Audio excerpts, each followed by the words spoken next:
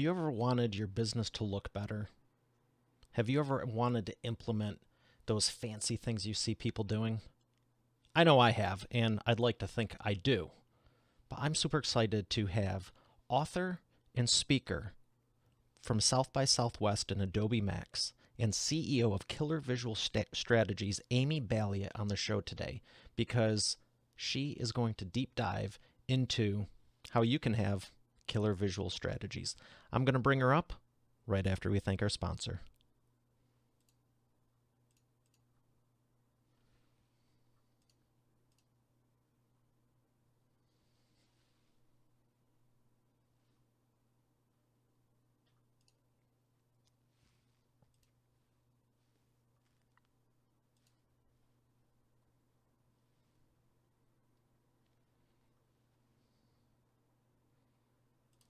Here she is, ladies and gentlemen, Amy Balliet. Amy, how are you feeling today? Feeling great. How are you feeling today? I'm having a great day, a really great day, and I'm excited to dive right in with you for one of my favorite things to talk about, visual communications. Why would you say it's so important? Honestly, it's important because in a world of information overload, the fact of the matter is nobody's reading anymore. Today's audiences only read about 20% of the text put in front of them. Yet when they have visual information that's put in front of them, they engage with it almost immediately. In fact, it actually resonates with the brain 60,000 times faster than any other form of communication that exists. So, in a time and day where every single brand is competing for your attention, visual communication is the end all be all. It's the most important way to connect with audiences today. That's a pretty impressive statistic that I did not even know. I just pretty much was like, I think it looks better. I mean, I'm simple, but 60,000 times? 60,000 times. And that's actually the lowest number out there. There have been so many different studies about it, and some studies say 100,000 times faster. But the most reputable study out there says 60,000 times faster. So that's the stat we go with. Who wouldn't want that for their business? That's that's crazy.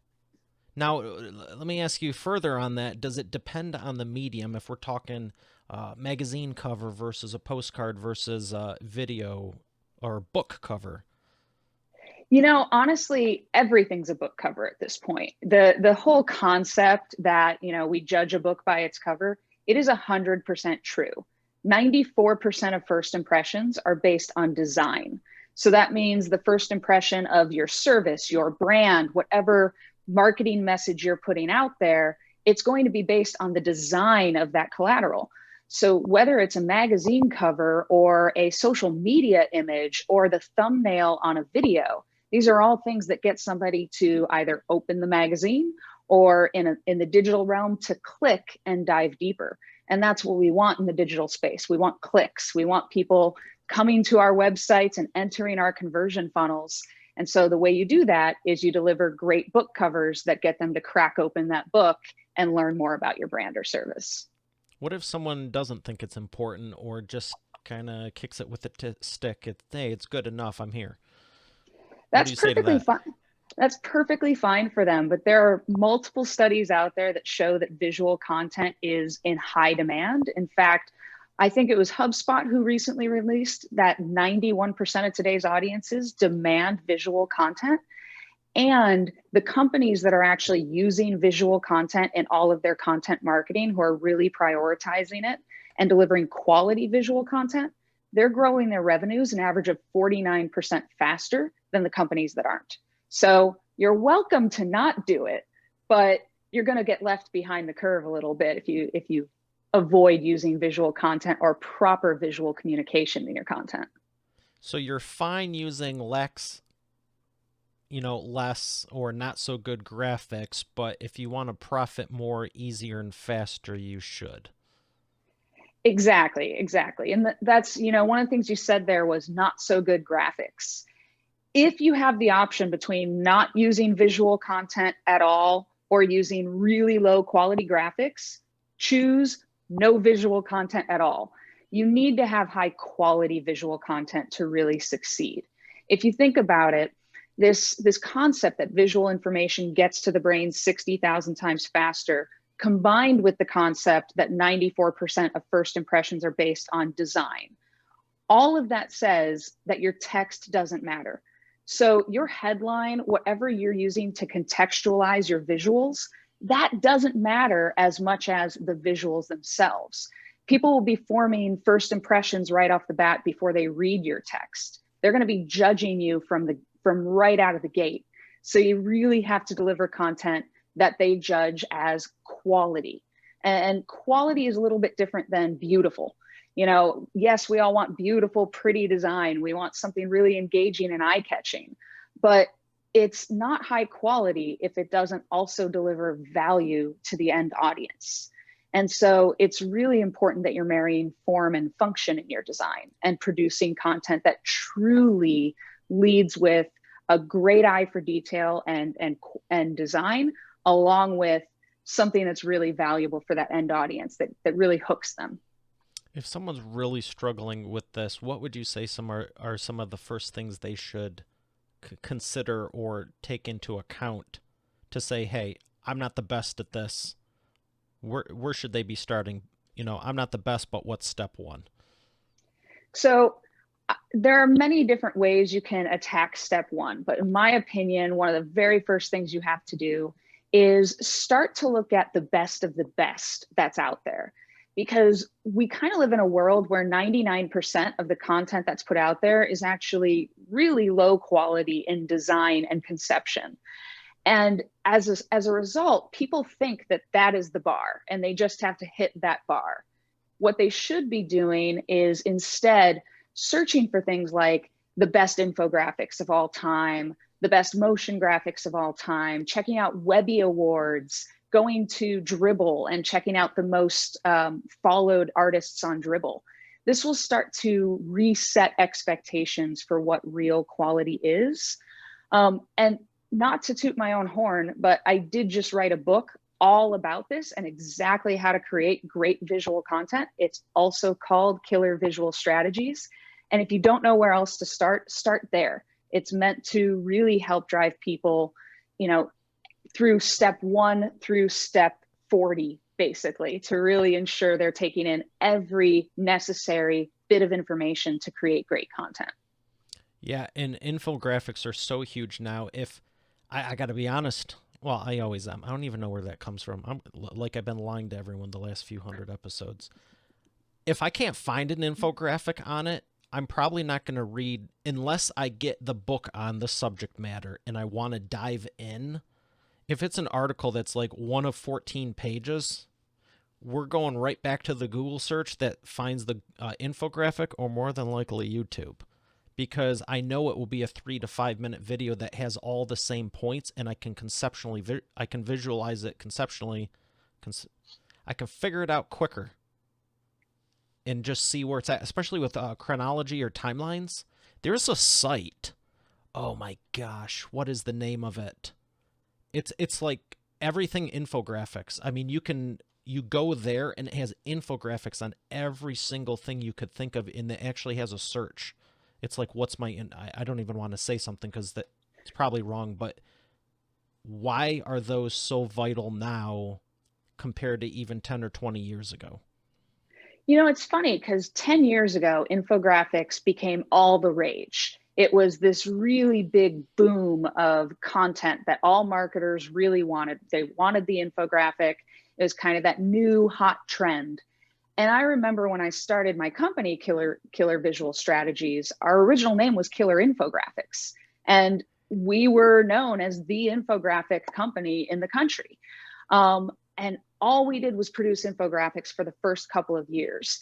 But then we started moving into motion graphics and ebooks and all of these other types of visual content as well, for exactly what you said. I mean, the fact is people want to get information as succinctly and easily as possible.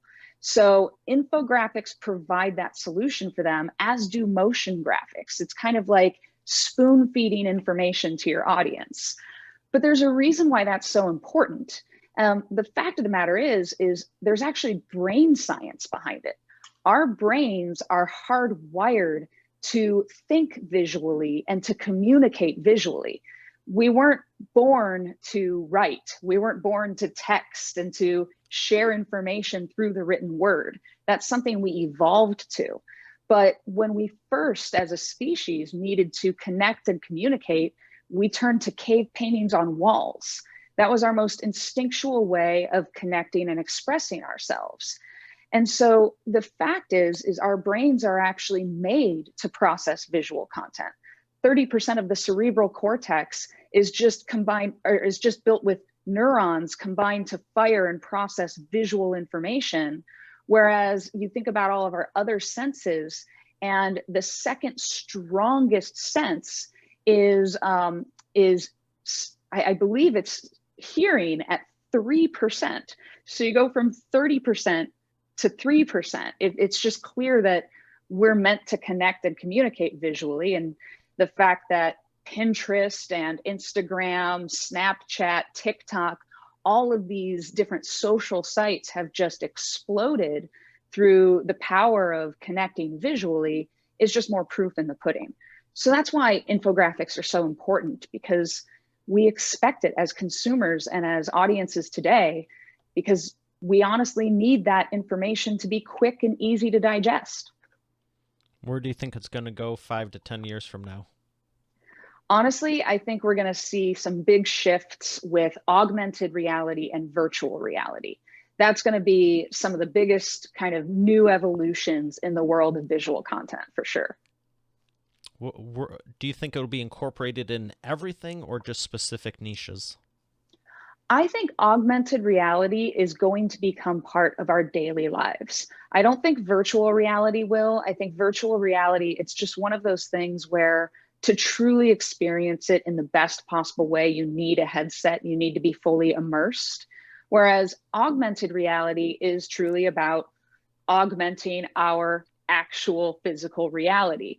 And so the concept of using augmented reality to help people interact with their physical environments is really powerful. And I think what we're going to find is 5 years from now, if let's say we're visiting a city for the very first time, we can pull up our phone and look at the phone, or look at the city through the lens of that phone, and all of a sudden have things like restaurant ratings pop up in front of us, and maybe even a map to get us to a location, or a scavenger hunt or something like that. So I think augmented reality is going to be a huge part of who we are as a society. Yeah, I've done some things with augmented, and it's cool to see, like you're saying, the ratings, as you're walking through Times Square or something, it's like, here's this, here's that, and you're looking through it. But also for like tours of, cities, or, the history of America or something, where it's like you're standing where George Washington stood, and it's like literally right there, not just, oh, we're in the area. I mean, I'm looking forward to some of that stuff. I'm looking forward to all of it. It's just a matter of how we use it, and it's interesting because everyone always has a different take on what's going to happen with AI, but I think you're seeing it for the benefits of what it's going to be doing for us.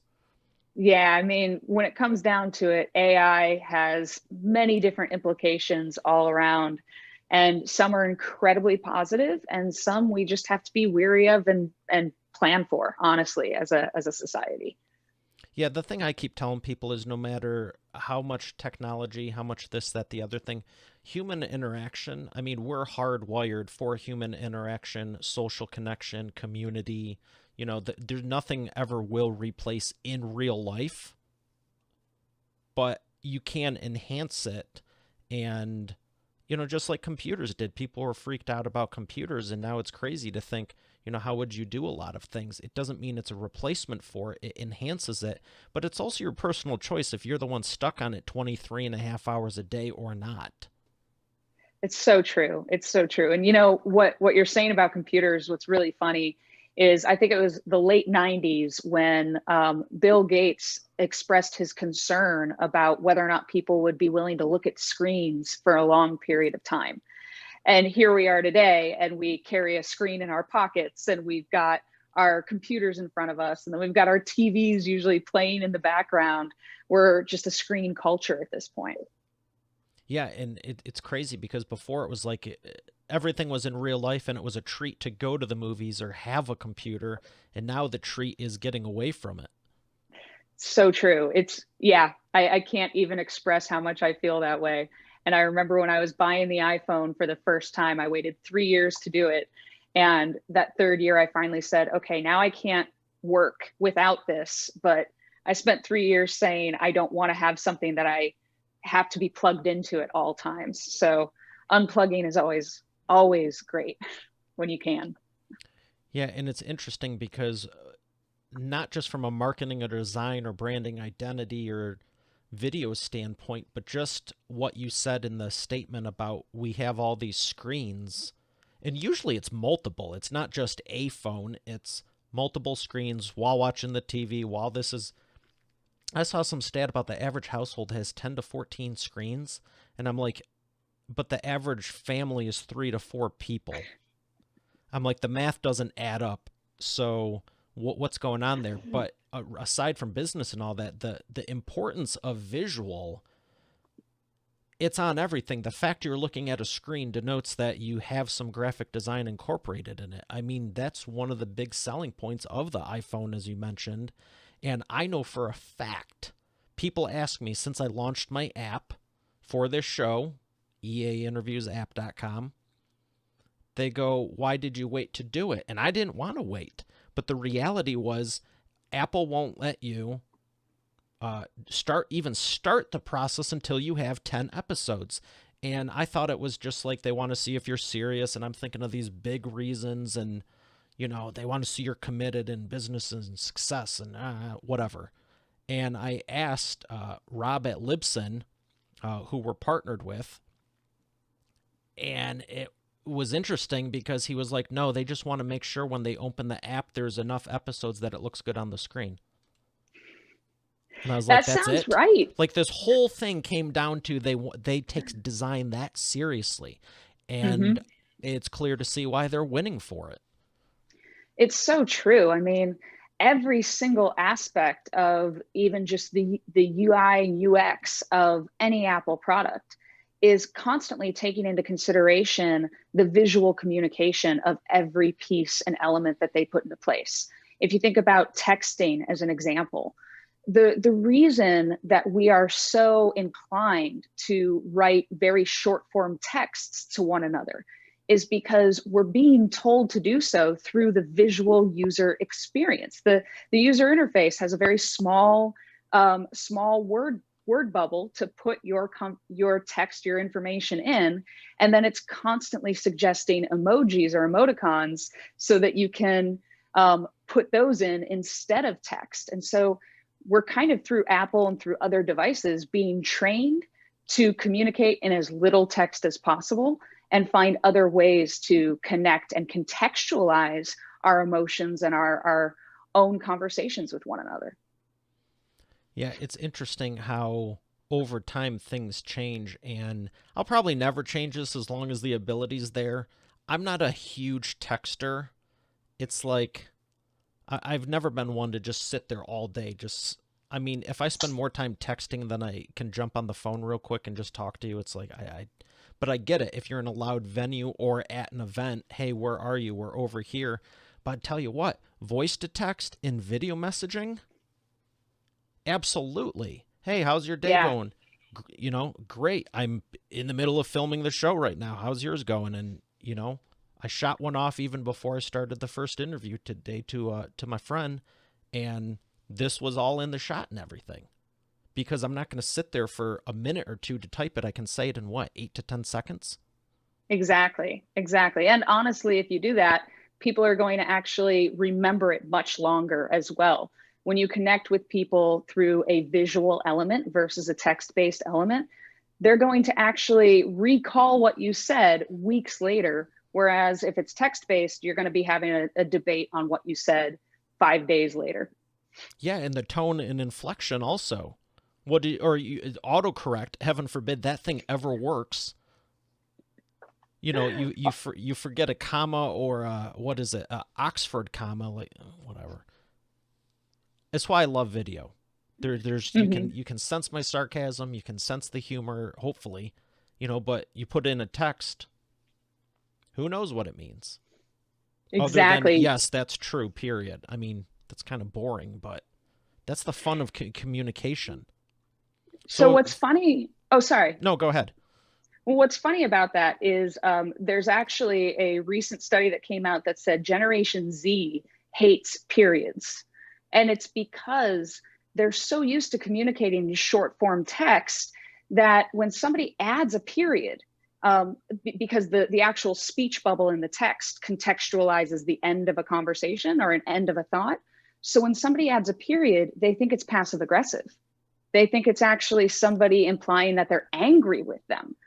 So it's interesting just how much our entire methods our all of our methods of communicating have changed because of all of the screens that we interact with these days. That's interesting. I've left them out not for that reason. And I remember when all this started and people were like grammar Nazis correcting me on a text. Mm-hmm. Okay, it's articles, books, I get it. We're trying to figure out where the restaurant's at. Relax. This is supposed to be fun time, and if you keep this crap up, you're not going to be invited to fun time next time. So relax. But the reason I left them out, and that's a true statement, that was out loud, but that's my thoughts. I left them out for Christopher Walken. I was reading, actor Christopher Walken, kind of cool, and the way he has his like, wow, stranded. The way he does that talk thing, come to find out, he would use whiteout in all the periods in the scripts and just, I'm like, I like that. We're going to go with that one. I love And, that. but it's interesting you say because it can come off as passive aggressive. I thought we're done talking now. Okay, cool. Exactly. And I mean, you think about it, and Gen Z especially, they're digital natives. They've been brought up in a world where they have to kind of learn how to communicate in ways nobody else has. I mean, when I got access to the internet, I was already 18 years old. I had already lived in a world with no internet, and all of a sudden now I'm learning how to communicate digitally with people over sentences online and trying to find ways to contextualize my thoughts. And Gen Z, I mean, they've got thousands of emojis at their fingertips to contextualize their thoughts. So why use something that was created in, no joke, 300 BC as a method of contextualizing your thoughts when you have thousands of other choices and you can just use emojis as punctuation? Yeah, I remember the early stages of the internet with Prodigy, and I was emailing my friend down the street to see if he wanted to go ice skating. And I come to find out there was actually a 30 email a month limit, and we burned through it in about 30 minutes. I was just so enamored. I'm like, "Do you see the snow outside? Send." I'm like, "Yeah." I just sent a message without talking to him. That's awesome. The rest of the month kind of sucked, but that was an interesting day, and we ended up going ice skating and didn't care at that point. But that's all there was. I mean, you try to even download a single image of it was 28.8. It would take 10 minutes just to do that, let alone live stream video. Mm-hmm. So I'm all for tech, but I'm also for the ice skating and doing and stuff in person. So the companies that don't want to embrace it, clearly, I think we've made a strong enough case that it's not going anywhere. If they don't want to embrace it, what are some things we could mention to them? I mean, other than what we already have, what would be something they could start with as far as maybe take their menu or their business card or the website? Where's one actionable piece of a property that they probably already have in their arsenal that could be updated for the maximum return on investment? Would you say Yeah, website or a flyer? I would say website. I mean, if you're going to invest in one space, your website should be the one, because if you're sending a bunch of traffic to your website but it isn't properly set up to convert that traffic, then what's the point? And so if you think about a typical visitor to a website, today's audiences, 99% will land on your website and look for a video first. So lead with a video in your upper fold. If the video is under 90 seconds in length, then you actually have about a 90% chance for all of those visitors to watch that video. If it's over 90 seconds in length, you're only going to have about a 46% chance for all of those visitors to watch that video. And the thing is a quality video on your homepage, something that explains your product or service, a quality video will increase your conversion rates on average 80%. So it's a really good kind of first thing to produce. The other good thing about that is you could take that video and cut it into multiple shorter versions for use on social media. So lead with a video in the upper fold. The next thing users look for when they land on a website are infographics and other forms of visual content. Because today we take in information by looking for a headline plus a visual plus a headline plus a visual. If we're met with a wall of text, we will typically bounce away from the site.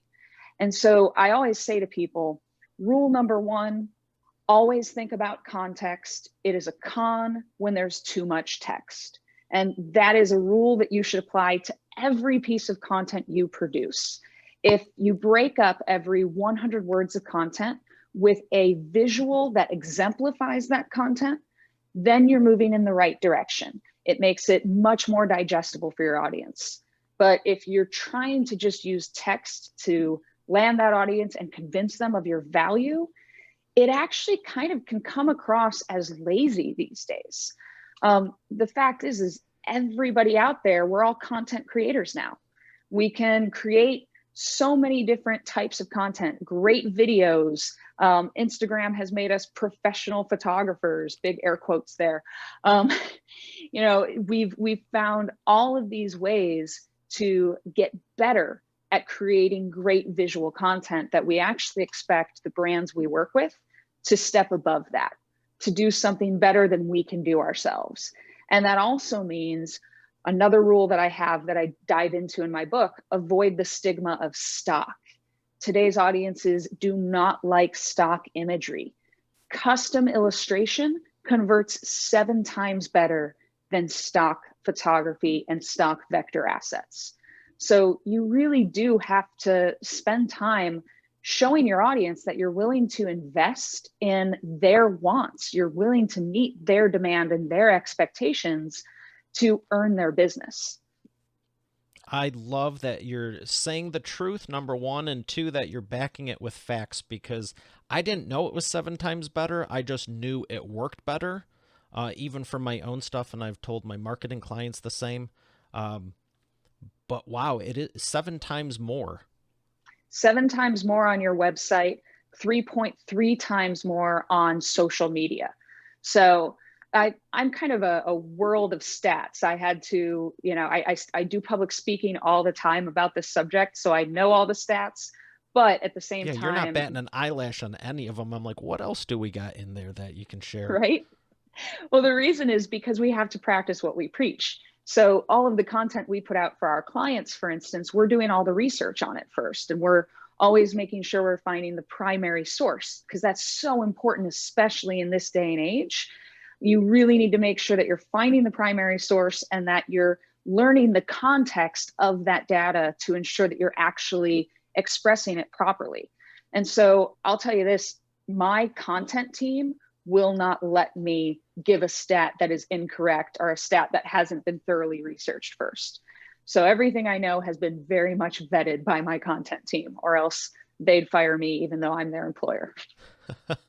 That's fantastic. And what you're saying about the vector, for anyone that doesn't know what, I was actually going to ask you about clip art, and I know they're not directly the same, but I can tell you one of my landing pages and conversion funnels, all I did was change the first slide, and it went from people dropping off after 6 or 7 seconds of the video to 1.5 minutes. Wow. Just from one stupid slide. And it was some guy riding a horse that was all cartoonish looking, the clip art look and feel. I think you can make it without it being vector, but for anyone that doesn't know what vector is, vector versus raster, um, why don't you tell them what that is? So vector is an illustration. Anything that looks or feels illustrated is going to be a vector image. Ultimately, if it doesn't look or feel illustrated, it's not considered a vector file. So I could be saying illustrations. I just live in this world all the time. So my vernacular kind of fits in with whatever my designers are constantly saying on a regular basis. No, and it's a great point you bring up because there is a difference. And I know we could do a whole training on graphic design and, if you're doing a billboard in an image versus a thumbnail on a website, why one's better than the other. But the other thing was the above the fold. You were sharing some great insight on the websites. How do you define above the fold? So above the fold is when you land on a website and you don't scroll down yet. So before you scroll, everything you see on that site is considered above the fold. And that's really where you want to hook somebody because you need to encourage them to scroll down. They're not going to scroll down if they're not hooked from the very start. They're also not going to scroll down if your site's taking too long to load or anything like that. We actually, in the first 1/10 of a second, when a website loads, that's when we're forming our first impressions. And so it's really important to hook somebody in that 1/10 of a second. And if you can get somebody on your page for 5 seconds, then you have a higher likelihood that they're going to actually stick around and pay more attention to your service. But those 5 seconds can actually be really hard to achieve with all of the options that are out there for every consumer. And now I'm just going to have some fun with this, but you're also going to improve the bounce rate, wouldn't you? Exactly. When it comes to bounce rate means how often somebody lands on your site and bounces away before clicking onto another page versus how often they land on your site and they click into another page. When they click into another page, your bounce rate decreases. And you want your bounce rate to decrease because it's one of the many factors that Google and other search engines take into account when determining how to rank your site for different search terms. So you are a very intelligent woman, and I'm going to ask you this because I have no doubt you can handle it. But when you Go for said it. above the fold, it's the in I know it's actually originated from the newspaper. Mm-hmm. Yes. And that's where the the coinology came, whatever. That's where it came from. So here's the kind of devil's advocate question because if you're talking above the fold, before you get to that scrolling point, how do you compensate for desktop versus laptop versus mobile devices and take into account screen resolution as well as the size of the monitor? Because these are all going to affect the fold on multiple devices. How do you I overcome that? love that question. So there's this concept in design, it's called mobile first design. And that's really what it comes down to. You design for the smallest screen first. So you design based on the idea that all of this content is going to live above the fold on a small screen. So that means landscape and portrait view. You have to really take that into consideration.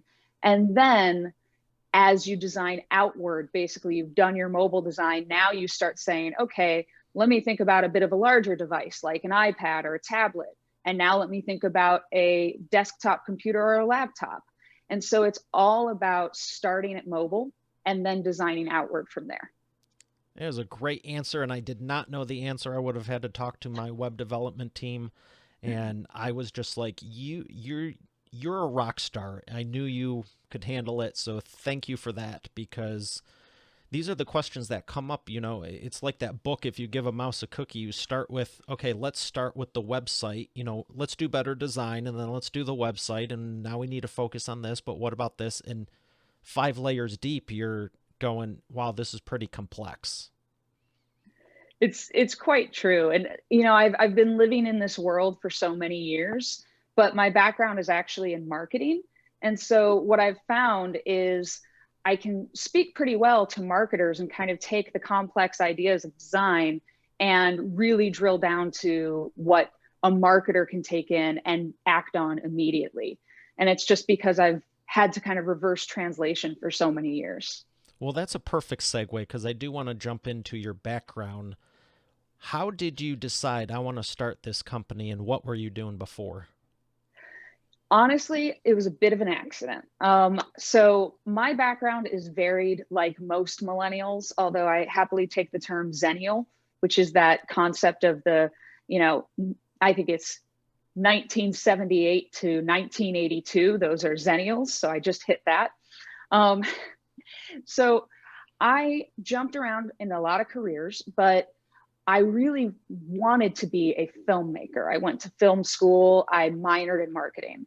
I went to film school in Cleveland, Ohio, at Cleveland State University. Had an amazing program there. It was really fantastic, and it's where I'm from. I'm from Cleveland, and then I moved out to Seattle right after graduation, and started in well, after spending about 6 months kind of figuring out what I wanted to do and playing my guitar in the street to make money, which is what I did for the first 6 months.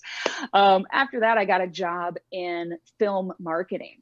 And that really got me into the concept of marketing as something I was a little bit more passionate about. I still did some video editing jobs and learned graphic design while taking on the video editing work. And then completely pivoted into SEO and online marketing. So my career just did this whole 180 when I moved into this world of SEO and online marketing. And because of everything I had known already, after a few years in that world, I was starting to build websites and monetize them in different ways. And that was my original business plan. I had a co-founder.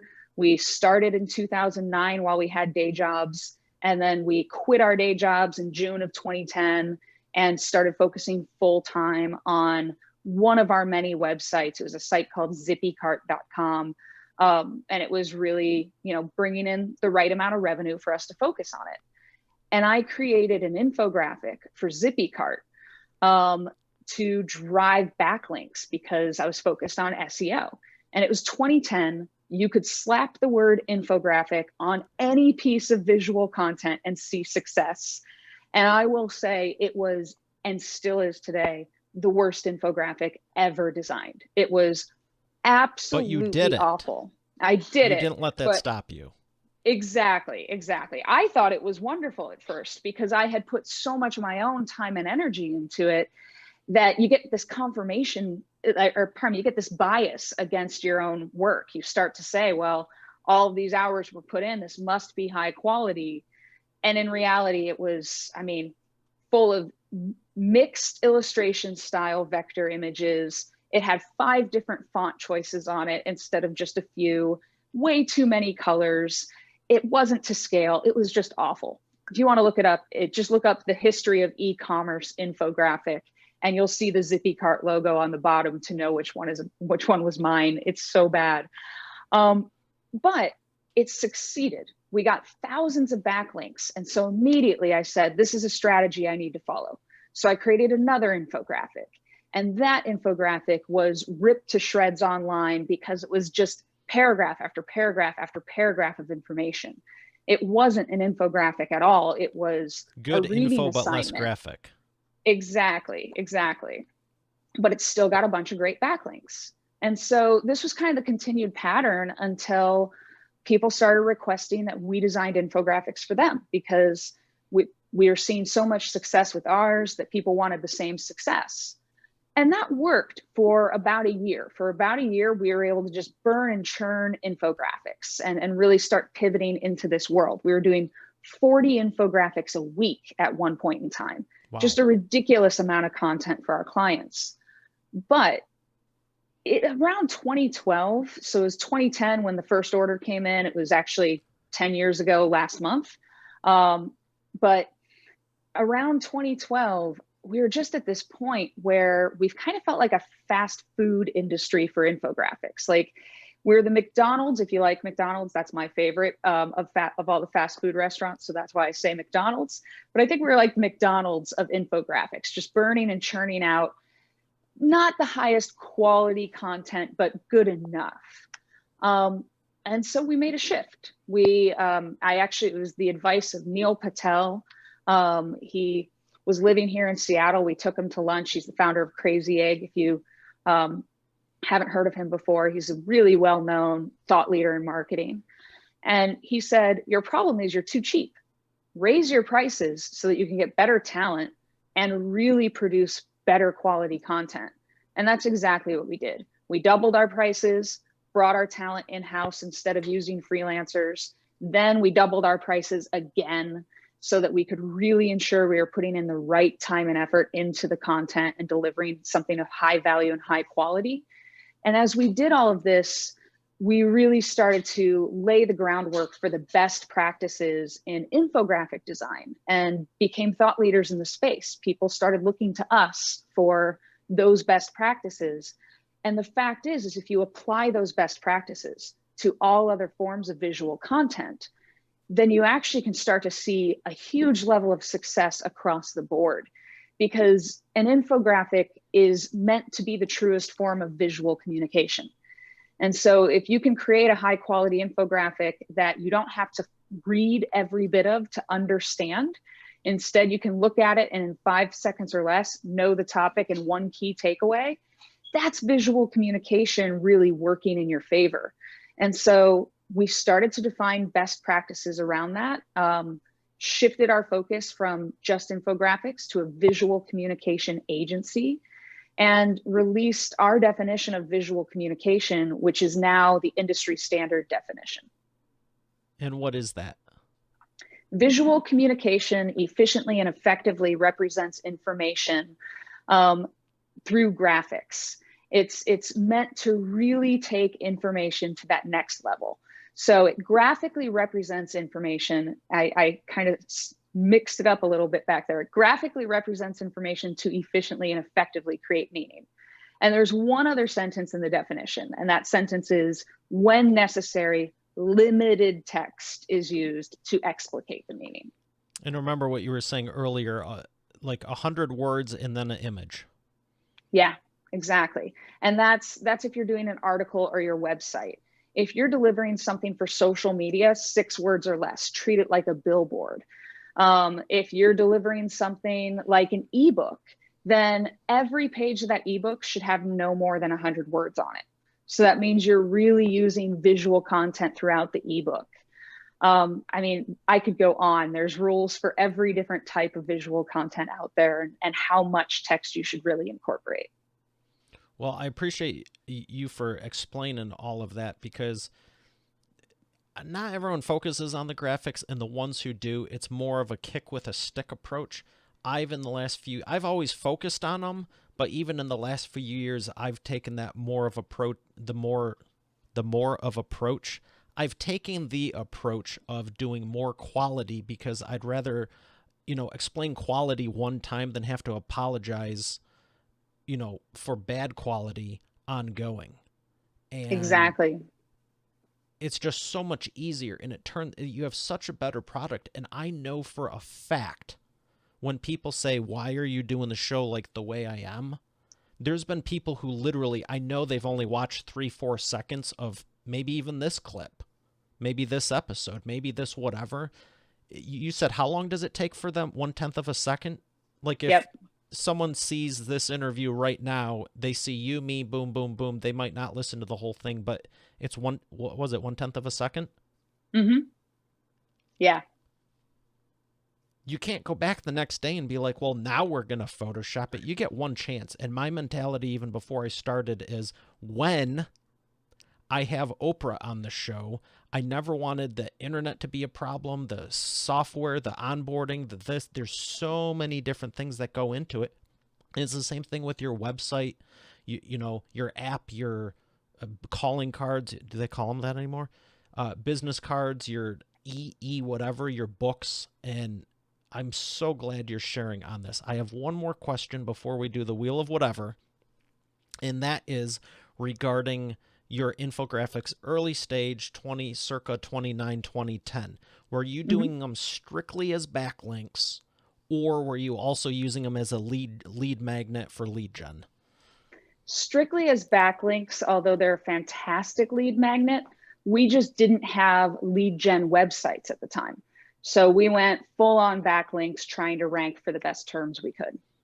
Okay. Okay. And for anyone that's listening, lead magnets, you should be using in your business. If you're not, they're a way to generate leads, and you create something that's basically a magnet to get the lead and is a huge value add for them. So now the wheel of whatever. These are random fun questions. You see them all right there. And my question for you, I thought of it early on. What is one campaign, business, personal, political, I said personal, whatever it is, what is one advertising campaign or graphic design campaign, no matter what it is or who it is, you would love to work on, and how could you help them? Oh, political, 1,000% political. I think that the biggest thing missing from politics right now is quality visual communication and proper showcasing of the data. So personally, I would absolutely love to have had the opportunity to kind of produce the RNC and the DNC. Both of those events, imagine if during those events, as each speaker was up talking, there was something to the left of them actually visualizing what they were saying, actually unpacking the policy issue in a way that makes it easier to understand for everybody. There were so many points where, for instance, let's say in the DNC, where they were talking about the Affordable Care Act and its effect on the country if it goes away. Well, just saying numbers like 20 million, it means nothing to people. People can't really contextualize what 20 million is out of our population of 300 plus million. And so actually contextualizing that through proper data visualizations could help people understand what that impact actually looks like. Or speaking to numbers about COVID correctly. There's so much incorrect data viz out there related to COVID, it's crazy. But if the actual candidates were able to get out there with their messages with data-backed visuals that are truly accurate, that really put things into perspective for voters, I think voters would be far more educated and much more able to make decisions. So political all the way, it's something that we've always wanted to do. And it's not just live political work, it's also the concept of creating all of the social content that could go out there and all of the mailers that could go out there, every which way of educating voters, but in a way that that makes it easy to digest and understand, where you don't feel like you're being fooled or tricked by political language. Because often politicians will dance around the issues and contextualize things the way they want.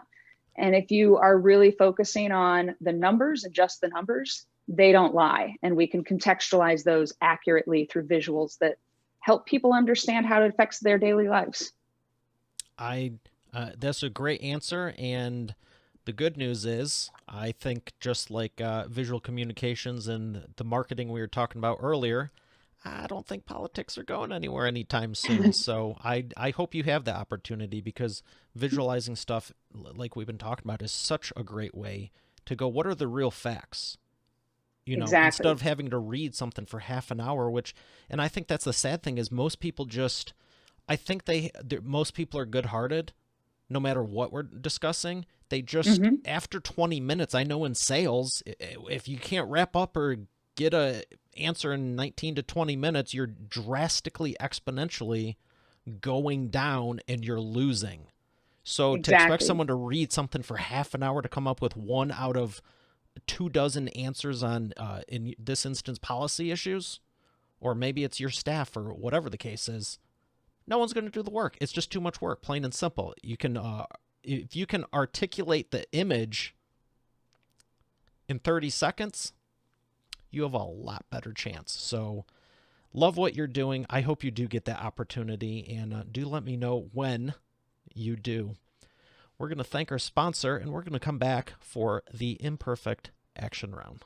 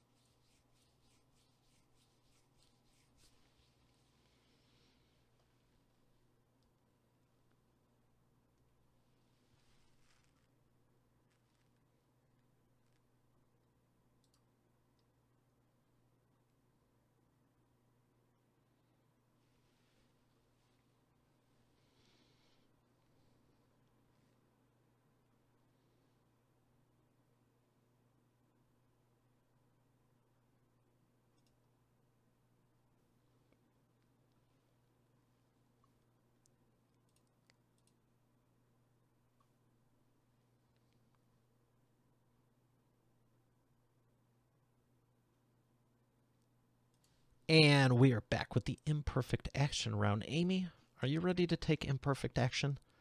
I am ready. All right, rapid fire answers. I got a couple questions for you, and the first one is, what is the fastest path to the profits? Ooh. Learning from your mistakes as fast as possible. Don't let them knock you down. Excellent. Number 2, what is the biggest problem you see your prospects making and the fastest way for them to fix it? They're creating the wrong type of visual content. I see them mixing illustration styles all the time and relying on stock. The right way to fix it is to go custom and get the right team behind you. I'm so glad you mentioned that stock thing. I could go on a tirade. I think I did in one episode about it. All right, focus. Number 3, what is the best way to maximize customer lifetime value? Honestly, build great relationships. The fact is if you build relationships with your customers and you show them that you want to constantly earn their business, then they're going to rely on you as their go-to partner for everything they need. And if you can have those types of relationships, it's more than just customer value. You get to create great work with them the whole time. Excellent. All right. Well, you passed that with flying colors like the entire thing. Thank you for sharing there. I want to ask you about some books you would recommend to Expert Authority World. What ones have made the biggest impact on your life? There's a book called Built to Sell. It's a book that's really easy to get through, actually. I read it on a tarmac while I was stuck on that tarmac for 3 hours. But it's a great book, even if you're not trying to sell your business. It's a good way to just make sure you're setting up your business for success all the way through. Speaking of books like that, Traction and Scaling Up. Those are also 2 great books about making sure that you're running your business properly. I like to start with Scaling Up and then about 5 years into the business, switch to Traction, because they're pretty much the same methodology, but I think Traction helps you get over a hump. It helps you really kind of bump up from maybe, let's say, 2 or 3 million in revenue to 10 plus million in revenue. So definitely those are just some amazing books to read for sure. Great recommendations. Where would you like people to learn more about you? You can learn more about me on my website, amyballiet.com. You can check out my book on Amazon, Killer Visual Strategies on Amazon. And then you can tweet at me at Amy Balliet or find me on LinkedIn. Honestly, I love when people reach out to me and connect with me on LinkedIn. And especially if you've read the book, I'm happy to jump in and answer any questions you have as you go through it. Excellent. Well, this has been incredible. Thank you so much for sharing. I've got a lot out of it myself. Thank you again. Thank you so much for having me. I really appreciate it. All right, Expert Authority World, we got another great episode here today. I'll see you tomorrow. Have a great day, and God bless.